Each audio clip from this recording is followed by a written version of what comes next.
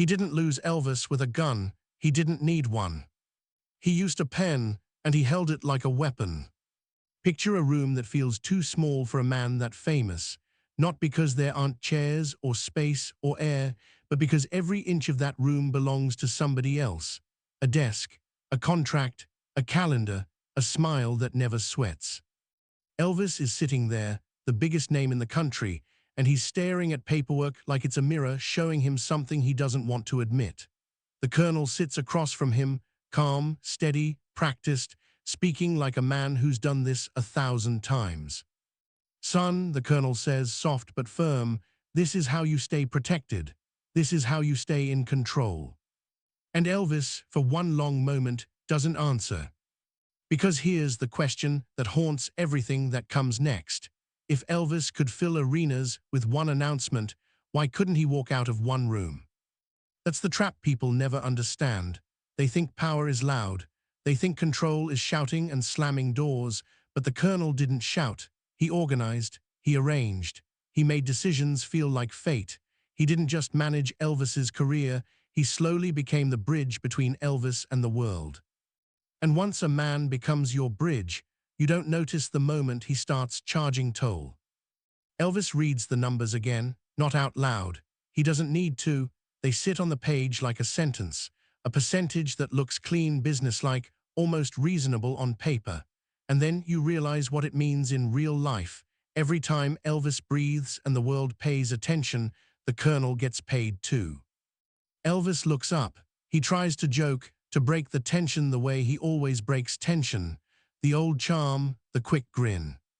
But the grin never fully lands.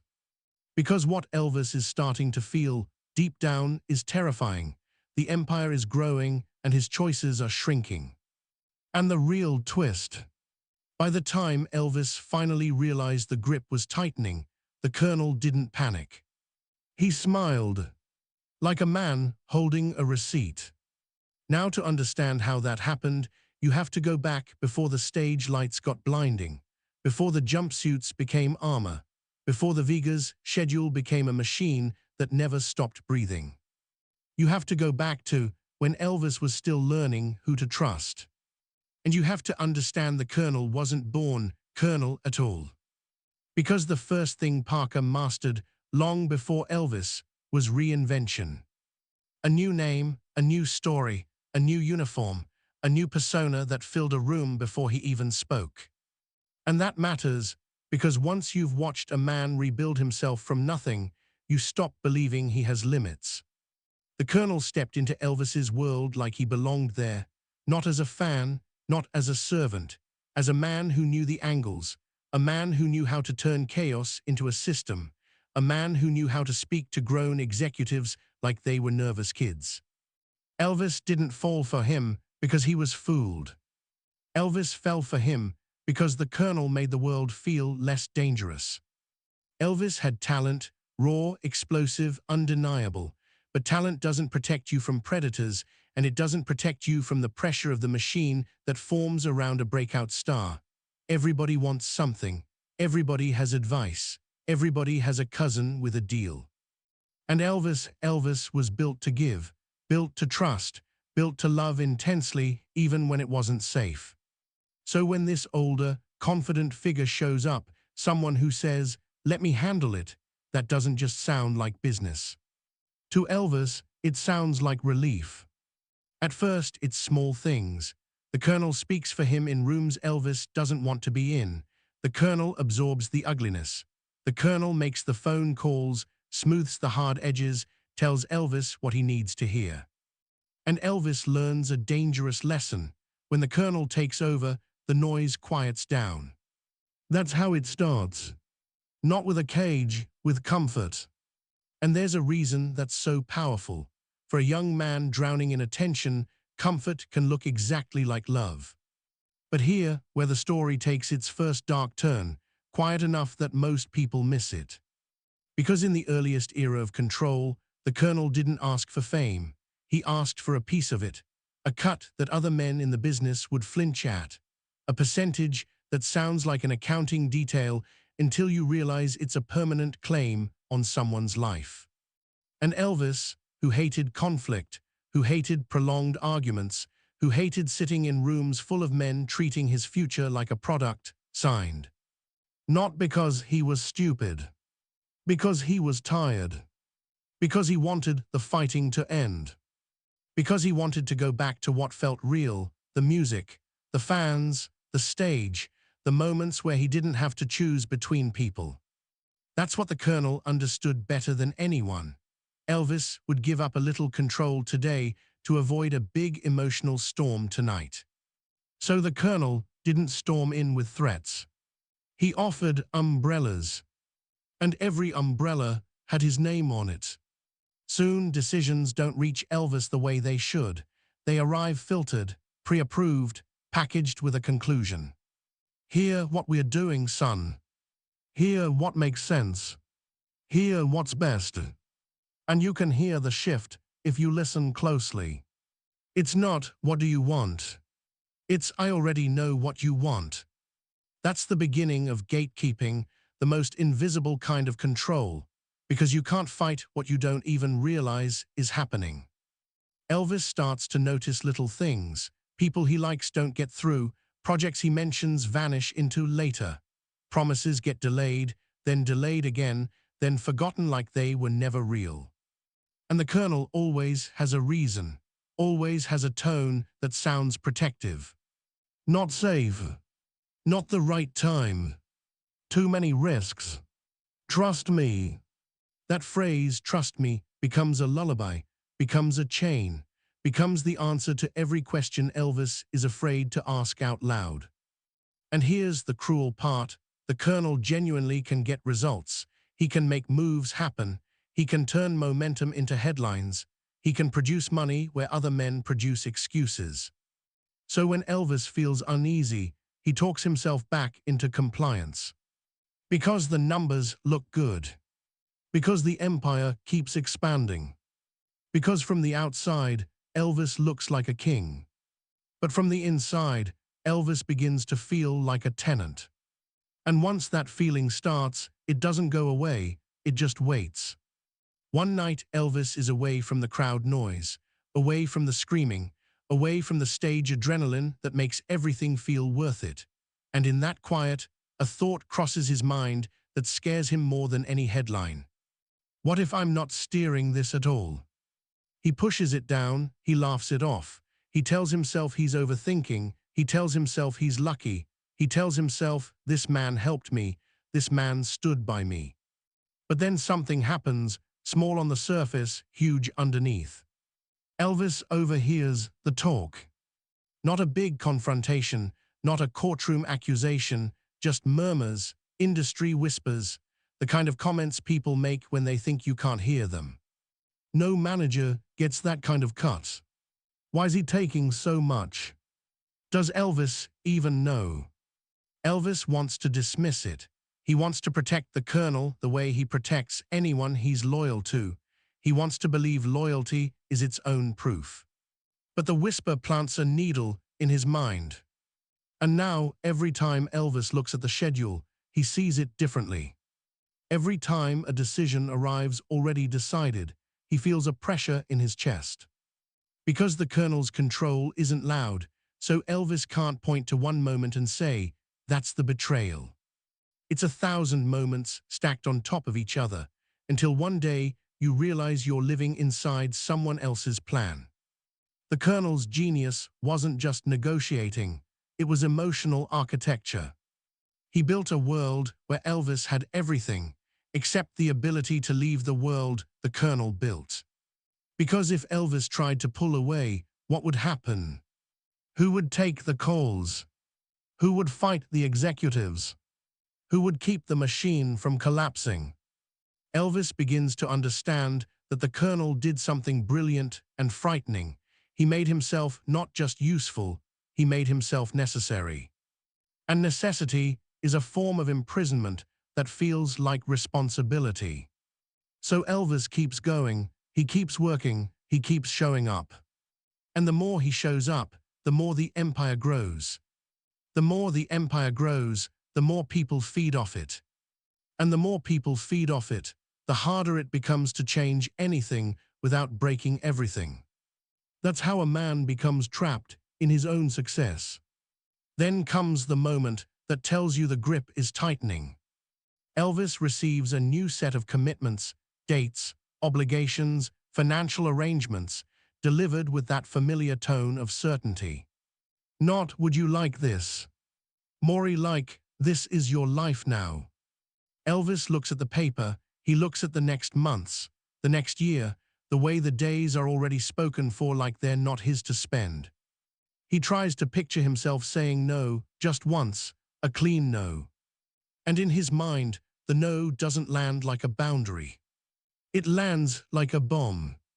Because so many people now depend on the machine running, people Elvis feels responsible for, that stopping the machine feels like hurting them, letting them down, being the villain. The Colonel understood that too. He didn't just build contracts around Elvis. He built guilt. And Elvis was the kind of man guilt could move faster than ropes. Elvis leans back.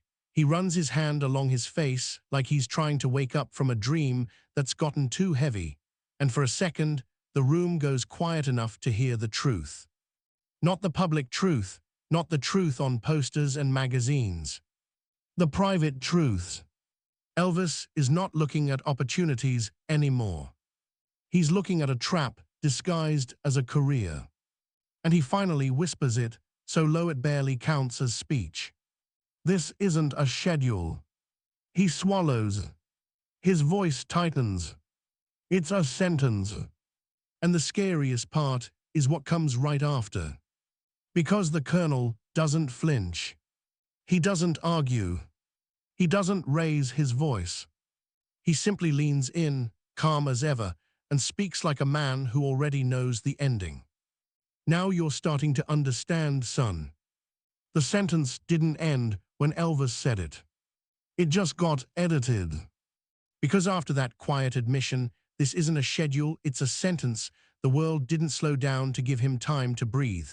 The phone still rang, the deals still arrived, the expectations still marched in like soldiers, and the Colonel treated Elvis's fear like a minor inconvenience. As if it wasn't fear at all. As if it was simply pressure. And pressure, in the Colonel's mind, was proof the machine was working.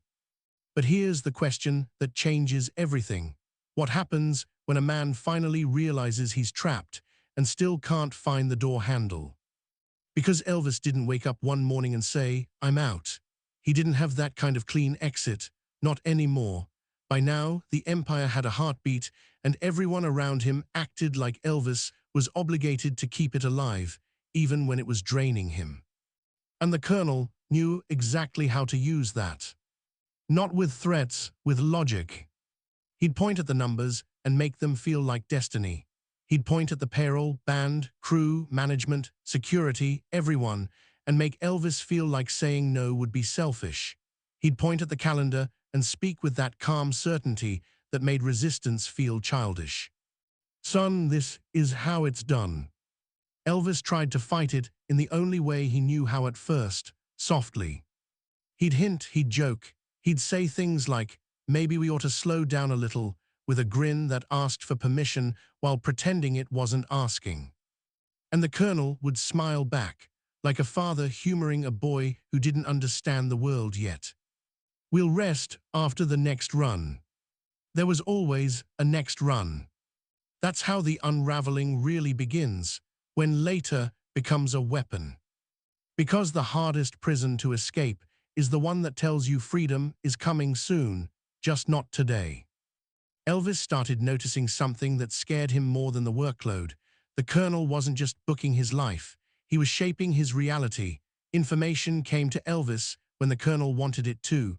Options appeared when the Colonel approved them. Problems got framed a certain way before Elvis even heard about them. And once Elvis realized that, the air in every room felt different. He began to wonder, how many times have I agreed to something without seeing the full picture? That thought haunted him. At first, Elvis tried to reclaim little pieces of control, small wins, private rebellions, A call made directly to someone without going through the colonel. A conversation held behind closed doors. A request to hear the numbers himself. And every time he did it, he could feel the temperature shift. Not rage, not yelling. Just correction. A gentle tightening. The colonel didn't have to shout because he didn't need to win arguments. He just needed to return the world to its proper shape, his shape, where Elvis was the center of the circus and the colonel was the man holding the ropes. Then there came a moment that felt like business, but landed like betrayal. A renegotiation, a new arrangement, another set of papers. Elvis scanned it at first like he always did, fast, restless, eager to get back to the part of life that felt real. But then his eyes slowed as a number jumped out at him. Not the old cut, not the familiar "that's how it is" percentage. Something heavier. A split so extreme it didn't even feel like management anymore. It felt like ownership. Elvis looked up, and the colonel answered before Elvis spoke, like he'd been waiting for this exact moment. "Son, that's just for this part of it. It's standard when you've got a deal this big, and you know I'm the only one who can handle it." Elvis didn't explode. He got quiet. Because what do you say when the person holding your whole operation looks you in the eye and tells you the new rules are standard? You do what Elvis always did when he felt cornered. You swallow it. And you tell yourself you'll deal with it later, when you're stronger, when you've got time, when you're not so tired. But the colonel counted on the tired. He counted on Elvis being too exhausted to start a war. So he kept presenting changes as inevitabilities, and every inevitable change made the next one easier. Soon, Elvis wasn't just working a lot. He was living inside a machine. The comeback had reignited everything: fame, momentum, demand, and it should have felt like freedom. It should have felt like Elvis got his power back. Instead, the success became the leash. Because now, the world didn't just want Elvis, it expected Elvis. And the colonel fed that hunger. He pushed long stretches, tight turns, commitments stacked so close together Elvis barely had time to feel like a human between them. And Elvis, God help him, still loved the stage. That's the tragedy people miss. The stage wasn't torture, the stage was relief. The stage was the one place Elvis didn't have to negotiate his own existence. He could just be Elvis. But the moment the curtain fell, the weight came back. The numbers, the obligations, the whispering. And the colonel, always calm, always businesslike, always one step ahead. Elvis began asking about one thing more and more, sometimes casually, sometimes with sudden intensity, like the question had been burning in him all day. What about overseas? Not for a vacation, not for a photo op, for a real tour, a real reach, a real sense that the world was bigger than the loop he kept running inside. And every time that question came up, it was like watching a door appear in Elvis's mind. A door that looked like escape. The colonel would handle it the same way every time. He'd nod, he'd sigh, he'd explain. Too complicated. Too risky. Security's a nightmare. Not the right time. Always the same lullaby. Later. But Elvis could feel something off. Not just reluctance, avoidance, not just caution, resistance. Like the colonel wasn't protecting Elvis from the world, he was protecting himself from the world. That suspicion grew teeth. And the more Elvis thought about it, the more the empire started to look less like a kingdom and more like a fenced property. The colonel controlled the borders. And Elvis started to feel it in the way decisions got delayed, in the way opportunities got lost, in the way the conversation always circled back to what was safe. Safe. Another word that can become a cage. Because when you're Elvis Presley, safe starts to mean contained. And when Elvis pressed harder, when he started wanting real answers, he noticed another pattern. the colonel would shift the focus back to money. Not greed in a simple way. More like a constant gravitational pull. Every conversation, every choice, every suggestion, somehow the colonel could make it about the deal, the leverage, the percentage, the immediate payout. Elvis would listen, and a part of him would drift away. Because Elvis wasn't blind, he could feel when someone was talking to a ledger instead of a soul.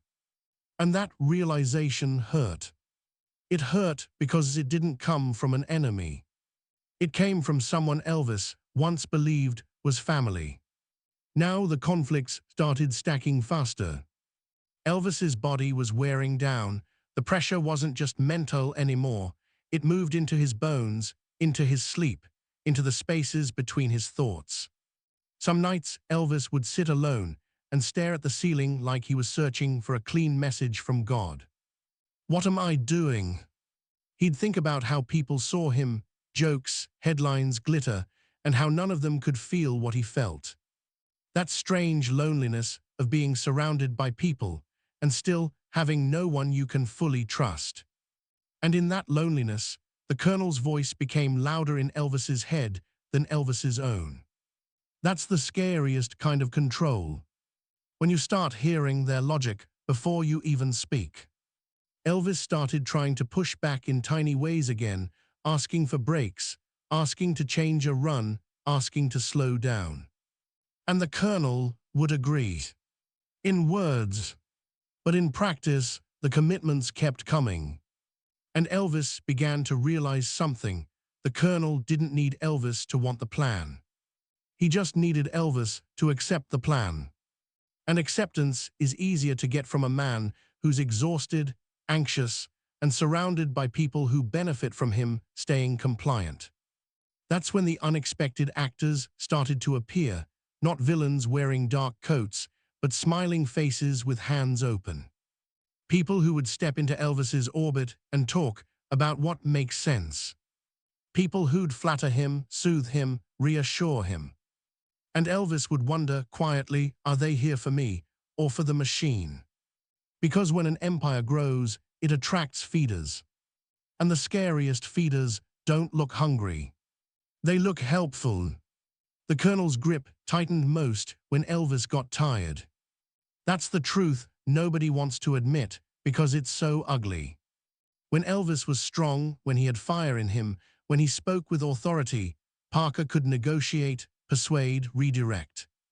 But when Elvis was drained, when he was fragile, when he just wanted peace, that's when the papers moved fastest. That's when urgent deadlines appeared. That's when "this is the only way" got repeated until it felt like reality. And Elvis would sign. Not because he didn't care. Because he didn't have the strength to fight through the fog.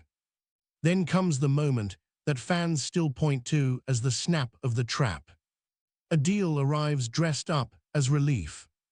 A way to solve problems quickly. A way to stabilize things.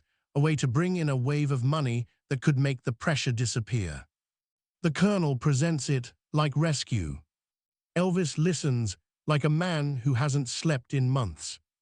And something inside him says, just do it, just end the stress, just breathe again. That's the dangerous part. When you're drowning, you'll grab any hand. Even if it's the hand pulling you deeper. Elvis looks at the paper again, and he feels that old sensation, the one he felt back in the beginning when he first signed away that slice of his life to avoid conflict. The same emotional trade. Give up control now to buy peace for today. But peace bought this way never lasts. Because it's not peace. It's postponement. Elvis signs the kind of agreement that changes the shape of his future, and at the time, it feels like a practical decision.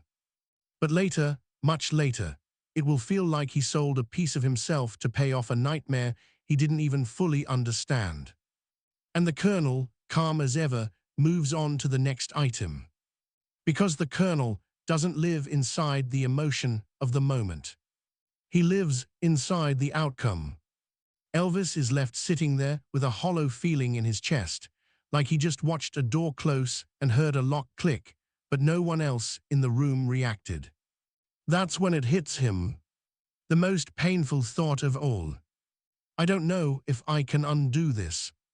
He tries to tell himself he'll fix it soon, he'll get stronger, he'll take another breath and fight back, he'll reclaim his life. But the machine doesn't pause for promises. The schedule keeps marching. The commitments keep stacking.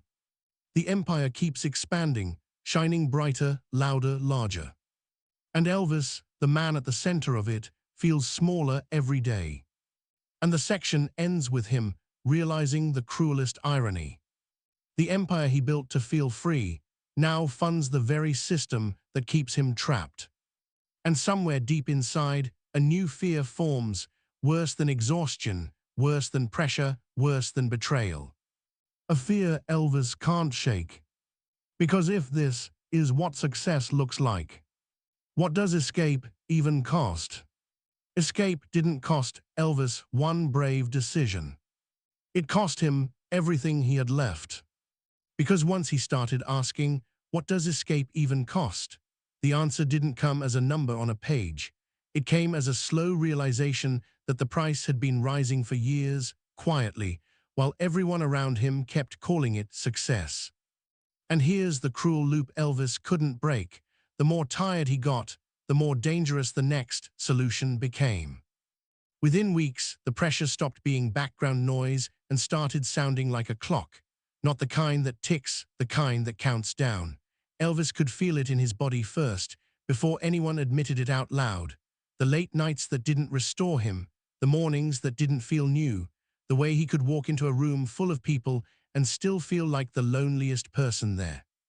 He'd hold a phone and stare at it like it weighed 100 pounds because every call meant another request, another demand, another reminder that the empire wasn't a place anymore. It was a hungry thing. And the colonel, steady as ever, treated hunger like a business plan. Elvis would say he needed time. The colonel would say time was expensive. Elvis would say he was tired. The colonel would say the public doesn't pay for tired. Elvis would ask for space. The colonel would answer with dates. Always dates. That's when Elvis began to sense the truly frightening truth. He wasn't being worked like a man with free will. He was being worked like an asset with a schedule. And in the quietest corners of his mind, an ugly question floated up, one he didn't want to look at, because looking at it would change everything. Does he care if I break, as long as the machine keeps running? Elvis didn't say it out loud, not yet.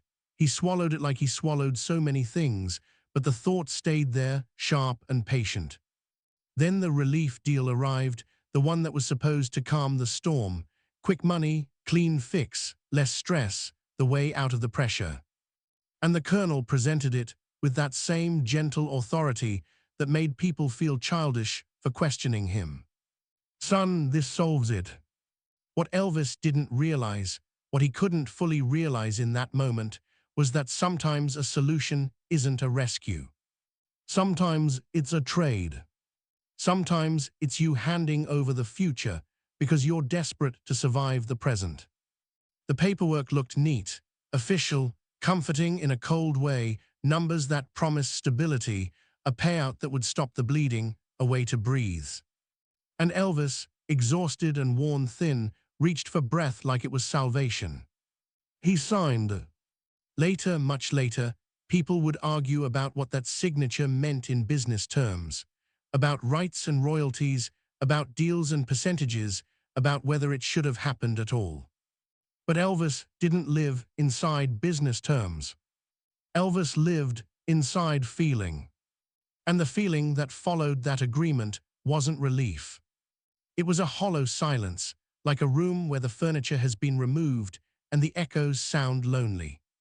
Because in Elvis's gut, he could sense it, he hadn't just sold something. He'd surrendered a piece of his own past, his own work, like pawning a family heirloom to pay for a night's sleep.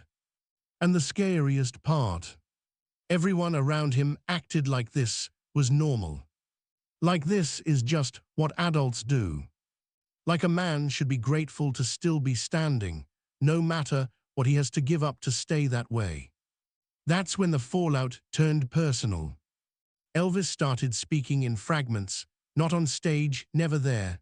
He could still summon the lightning when the world was watching, but behind the scenes, the words came out slower, heavier, like they had to push through fog. He'd say things like, "I don't know who I can trust," and then change the subject. He'd say, "Sometimes I feel like I'm chasing my own life," and then laugh like it was a joke. Only it wasn't a joke. It was a confession. He began disappearing inside himself, even when he was surrounded by people. He'd sit in rooms full of laughter and feel detached, like the sound was happening in another building. He'd listen to conversations about money and dates and plans, and something in him would go quietly because he could feel his humanity being translated into logistics.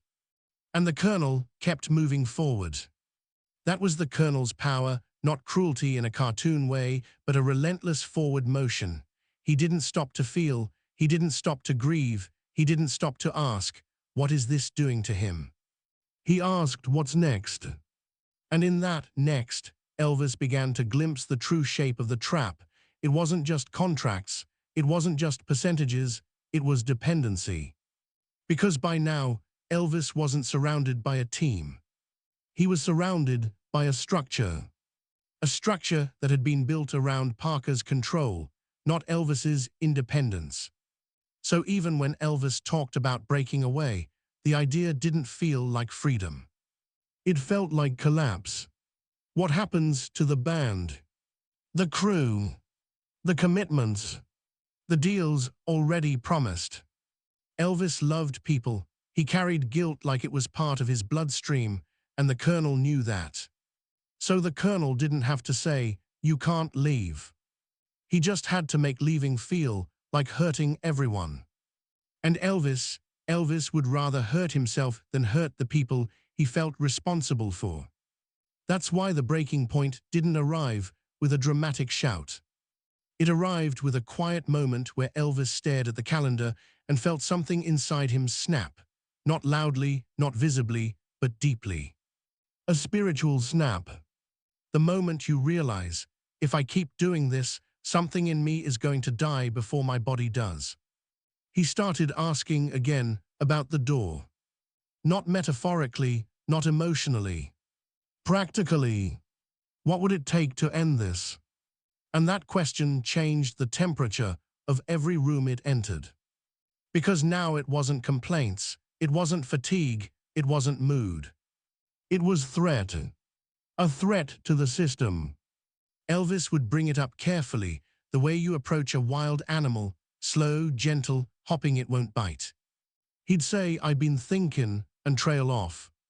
He'd say, maybe it's time, and stop, because he could feel eyes on him. And the Colonel would respond the same way every time, calm, steady, reasonable. Son, you don't want to do anything rash. Rash. Like wanting your life back is impulsive. Like wanting air is dramatic. And here, where the Colonel's control became most chilling, he didn't fight Elvis like an enemy. He handled Elvis like a situation. He'd redirect, he'd soothe, he'd offer a concession that sounded like compromise but changed nothing. He'd promise a break that never became real. He'd remind Elvis of obligations that were already set in motion. And he'd keep his voice soft, because soft voices can make you doubt your own anger. Elvis would sit there, feeling heat rise in his chest, and he'd hear himself doing what he always did when cornered. He'd back down. Not because the fire wasn't there. Because the fire was surrounded by exhaustion. And the Colonel counted on exhaustion like it was a business partner. That's when Elvis began experiencing the most dangerous form of despair, the kind that doesn't scream. The kind that whispers, this is permanent. Because if you can't get out when you're strong, how do you get out when you're weak? There were nights he couldn't sleep, not because he was restless, but because the thought wouldn't leave him alone. Even if I leave, will I ever be free of what he built? That's the part outsiders don't understand. They think firing a manager is like changing a shirt. But in Elvis's world, firing Parker meant severing the spine of the entire operation. It meant confronting the mess of years. It meant opening closets full of paperwork, numbers, realities nobody wanted to face.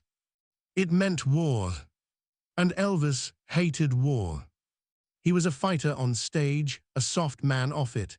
He wanted peace. He wanted love. He wanted the world to stop tugging at him from every direction. So he stayed inside the machine and tried to survive it. But survival came with consequences. Elvis's health didn't just decline.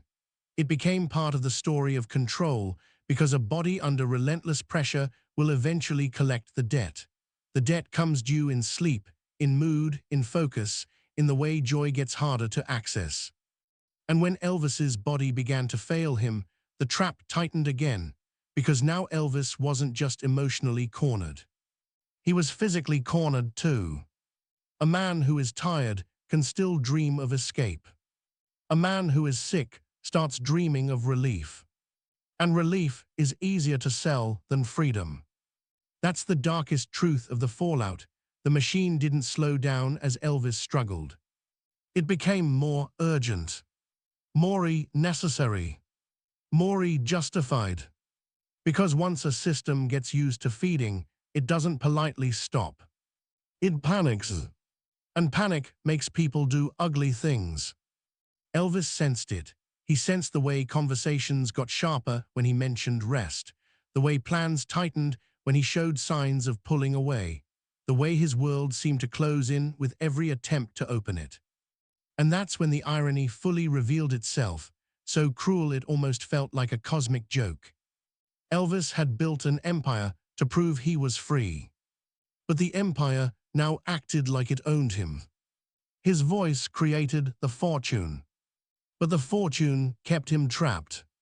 His fame made him untouchable to fans and completely touchable to contracts. And then one night, after another round of promises and next times, and we'll see, Elvis sits with that same hollow silence in his chest and thinks something that scares him because it's so simple. Maybe this is just my life now. Maybe the Colonel wasn't going to loosen the grip. Maybe the grip was the point. And the moment Elvis accepts that possibility, even for a second, something changes, not in the empire. In Elvis, he stops imagining escape like a victory. He starts imagining escape like a tragedy. Because if freedom comes, it won't come clean. It will come through wreckage. And now we arrive at the punch that leaves bruises, because the fallout isn't just what happened to Elvis.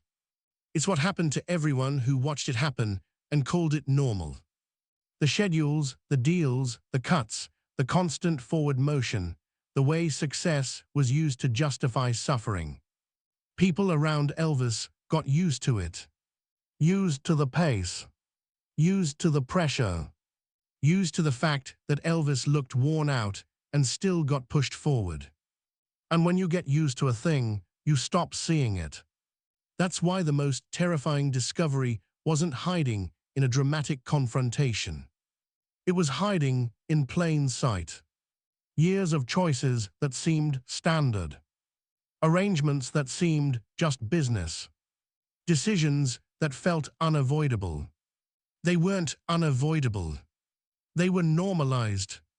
And one day, when the people closest to the empire finally tried to measure what all of this had cost, when they finally started pulling apart the paperwork, the structures, the deals, they discovered the scariest part wasn't even the money.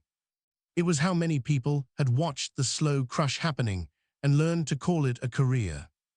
And that realization sets up the final question that hangs over everything. If the trap could look that normal while Elvis was alive, what else would be revealed when the empire was examined after he was gone? The scariest part wasn't even the money. It was how many people had watched the slow crush happening and learned to call it a career. And that's why the moment Elvis was gone, the first shock didn't come from a stage light going dark. It came from paper. Not the glamorous kind, not gold records and fan letters, the cold stuff, files, agreements, percentages, clauses written in plain ink that carried the weight of an entire life. Because death has a strange way of doing what fame never could. It pulls the curtain back. And suddenly, the question everyone had whispered for years, how much did the colonel really control, wasn't a rumor anymore. It was an audit. Imagine the people left behind, sitting with that silence Elvis used to carry, opening drawers they'd avoided for a decade, looking at numbers that didn't match the legend, tracing signatures, dates, promises, watching the same pattern appear again and again, like a fingerprint on every important turn. The more they looked, the clearer it became. The iron grip wasn't one dramatic moment. It was a system that had been built so slowly, so carefully, that even Elvis Presley, could start to believe it was just the way things had to be. And that's where the legacy turns sharp. Because once Elvis wasn't there to absorb the pressure with his own body, the pressure moved onto the people trying to protect what was left of him. They weren't just mourning a man. They were walking into the aftermath of a machine. And machines leave receipts. There's a particular kind of heartbreak that happens when grief meets paperwork, when you want to light a candle and remember the smile, but instead you're forced to look at clauses that read like handcuffs. When you realize the man you lost didn't just leave behind memories, he left behind obligations. So meetings happened, quiet rooms, lawyers, accountants, people speaking in measured tones because the truth hurts more when it's delivered politely. Somebody slides a folder across a table. Someone else clears their throat and says, "This is how it was structured." And the room goes still, not because anyone is surprised that money was involved, but because the proportions feel like a punch, the kind of punch that lands late, the kind you don't feel until you breathe in and your ribs complain. Then come the questions that sound simple and brutal. How long was this in place? Who approved it? Who benefited? Who did? And the hardest question of all, did Elvis understand what this meant? Because that's what grief does. It tries to find the moment where everything could have been different. One decision, one confrontation, one exit door that should have been taken. But the more they traced the history, the more they realized there wasn't one single door. There were 100 small doors, and each one had been quietly blocked with "later."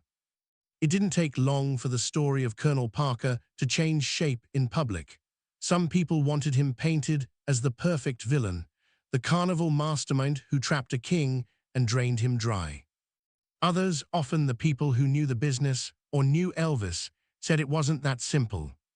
Because it never is. Yes, Parker negotiated deals that raised eyebrows. Yes, his commissions were unusually high, and some arrangements later looked extreme by industry standards. Yes, the big, quick relief choices, like selling off pieces of the future for cash in the present, left a bitter taste when people realized what they truly cost. But here's the uncomfortable twist that makes this story harder to digest. Elvis wasn't a child. He was a grown man with power, with instincts, with moments of clarity where he absolutely knew something wasn't right. So why didn't he burn the whole structure down? That question doesn't excuse anyone. It just reveals the deeper truth. The cage wasn't built on one man's greed alone. It was built on Elvis's need for peace. Elvis wanted to avoid war. He wanted to avoid conflict. He wanted to believe loyalty could solve problems that paperwork had created. He wanted to keep the people around him happy, fed, safe. He carried responsibility like it was religion. And the colonel, whatever else he was, understood that better than anyone. So the legacy becomes a mirror. Because when you step back, you can see how two very different men locked together like gears. One man who lived in emotion, loyalty, and longing. Another man who lived in leverage, timing, and outcomes. And for a while, it worked. That's what makes it so dangerous to talk about with clean moral lines. There's an ugly truth hidden in this story. Parker helped build the empire that later became the prison. He opened doors, he made deals, he created momentum, he kept the machine fed. And then, once the machine was big enough to control the man at the center of it, he kept it running. Even when Elvis was begging, quietly, for air. That's the haunting part. You can tell this story like it's about a villain. But it's also about a world that rewarded the villain's methods. Because the industry didn't stop him. The executives didn't stop him. The crowd didn't stop him. The crowd demanded more. And Elvis kept giving. Some historians and people close to the story point out something else too. Parker wasn't a fantasy monster. He was a real man with real weaknesses, a man who craved control because control felt like safety, a man who could be charming, even affectionate, and still make choices that felt cold on paper. That contradiction is what makes him dangerous, because the worst traps aren't built by demons. They're built by humans who know how to justify themselves. People still argue about the overseas dream. Some say the colonel blocked it because he couldn't risk leaving the country. Others argue Elvis himself had fears, security fears, anxiety, the pressure of being away from what felt familiar. Different versions, different motives, but the emotional truth stays the same. Elvis felt his world getting smaller. Not in fame, in freedom. And when a man feels that, he starts bargaining with time. Just one more run, one more deal, one more year, then I'll rest, then I'll change it, then I'll fix it. But then is a cruel word. Because then doesn't arrive on its own. You have to fight for it. And Elvis didn't have the strength left to fight the war that freedom required. If you want to understand that, forget the stage for a moment and picture the private Elvis, late at night, the noise gone, the perfume of applause replaced by the smell of silence. He's not thinking about headlines. He's thinking about something smaller and more terrifying. If I stop, who am I? Because when your identity is welded to the machine, stepping away doesn't feel like rest. It feels like disappearing. And that fear kept Elvis close to the system, even when he knew the system was hurting him. So what does this reveal say about Elvis now? It says the tragedy wasn't only in how he died. It was in how he lived near the end, like a man watching his own life from behind glass. It says the king wasn't defeated by talent fading or fans leaving. He was defeated by a machine that never learned the meaning of enough. And it says something else that's even harder. It says Elvis might have known. Not all of it, not every clause, not every percentage, but the feeling. That feeling he whispered in the quiet, this isn't a schedule, it's a sentence. That was awareness. That was the alarm bell. So why didn't he run? Because running would have meant tearing his life apart, hurting people he loved, breaking promises he felt obligated to keep, and stepping into chaos without the one man who'd been handling it for years. Elvis chose the pain he recognized over the pain he couldn't predict. That's not weakness. That's human. And it's why this story still stings decades later, because it doesn't just ask, was the colonel bad? It asks something more personal. How many of us would trade freedom for a little peace if we were exhausted enough? In the end, the legacy of Colonel Parker isn't only the money he took or the deals he made. It's the blueprint he showed the world, that if you control access, control information, control timing, control the calendar, you can control a star without ever putting a hand on them. And the legacy of Elvis isn't only the songs, the performances, the myth. It's the warning inside the myth. That fame can look like power, while quietly draining your ability to say no. So when people talk about Elvis now, they talk about the voice, the charisma, the legend. But in the quieter corners of the story, there's another Elvis, one the cameras didn't capture. A man staring at paperwork like it was a wall.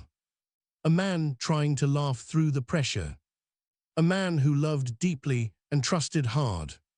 A man who kept believing later would arrive. And if there's a final twist in all of this, it's this. Maybe the Colonel didn't crush Elvis alone. Maybe the world did. Maybe the industry did. Maybe the expectations did. Maybe the machine did.